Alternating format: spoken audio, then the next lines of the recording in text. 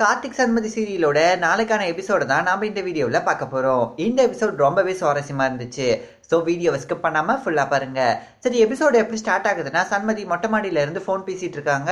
அப்ப கீழே பாக்குறாங்க, கார் வந்து நிக்குது. யாருன்னு ஒத்து பார்த்தா சண்மதியோட அப்பா அம்மா வந்திருக்காங்க. ரொம்பவே சந்தோஷத்துல கீழே இறங்கி வராங்க. கீழே எல்லாருமே காஃபி குடிச்சிட்டு இருக்காங்க. என்னடா இவ்வளோ ஃபாஸ்டா போறாங்க அப்படின்னு அவங்களும் எட்டி பார்க்க, உடனே சம்மந்தி வந்திருக்கிறத பார்த்து கார்த்திகோட அப்பா ரொம்பவே சந்தோஷப்படுறாங்க. வாங்க சம்மந்தி, எப்படி இருக்கீங்க அப்படின்னு ரெண்டு பேர்த்தையும் நல்லா விசாரிக்கிறாங்க. நான் நல்லா இருக்கேன், சண்மதியை பார்க்கறதுக்காக வந்திருக்கோம், அதுக்கப்புறம் ஒரு முக்கியமான விஷயத்த பேசுறதுக்காக வந்திருக்கோம் அப்படின்னு சண்மதியோட அம்மா சொல்ல, என்னம்மா என்ன முக்கியமான விஷயம் அப்படின்னு சண்மதி கேட்கிறாங்க. சரி, சம்மந்தி எங்க அப்படின்னு கேட்க, அவங்க ரூம்ல இருக்காங்க அப்படின்னு கார்த்திகோட அப்பா சொல்றாங்க. சரி, அவங்க கிட்ட பேசிட்டு வந்துடுறோம் அப்படின்னு சொல்லிட்டு சண்மதியோட அப்பா அம்மா ராஜேஸ்வரியை பார்க்கறதுக்காக வராங்க. வாங்க சம்மந்தி, எப்படி இருக்கீங்க அப்படின்னு ரெண்டு பேரும் நல்லா விசாரிச்சுக்கிறாங்க. நான் நல்லா இருக்கேன் சம்மந்தி. என்ன சம்மந்தி, கொஞ்சம் மனசுதான் சரியில்லை, கொஞ்சம் பாரமா இருக்கு அப்படின்னு ராஜேஸ்வரி சொல்ல, அந்த பாரத்துக்கு காரணம் யாருன்னு எனக்கு தெரியும், ஆனா ஒரு முக்கியமான விஷயத்த பேசுறதுக்காக தான் நாங்க வந்தோம், அதுவும் சந்தோஷமான விஷயம் நான் நினைக்கிறேன் அப்படின்னு சண்மதியோட அம்மா சொல்ல, என்ன சம்மந்தி என்ன விஷயம் அப்படின்னு ராஜேஸ்வரி கேட்கிறாங்க.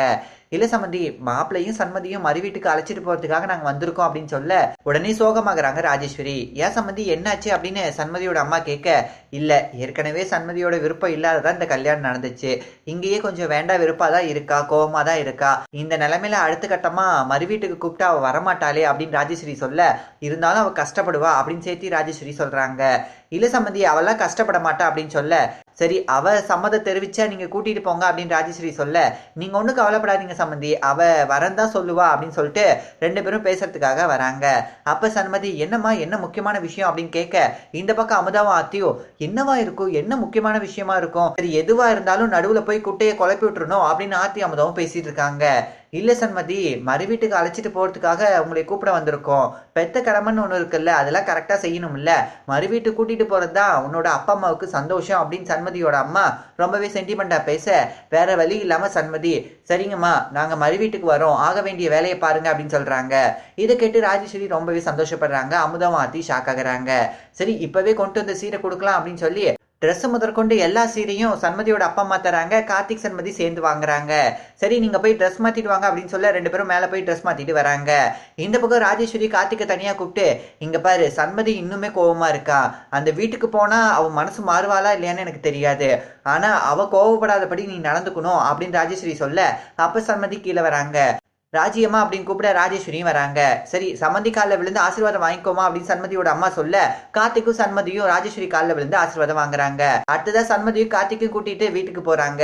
இந்த பக்கம் ராஜேஸ்வரி ரொம்பவே சந்தோஷமா இருக்காங்க.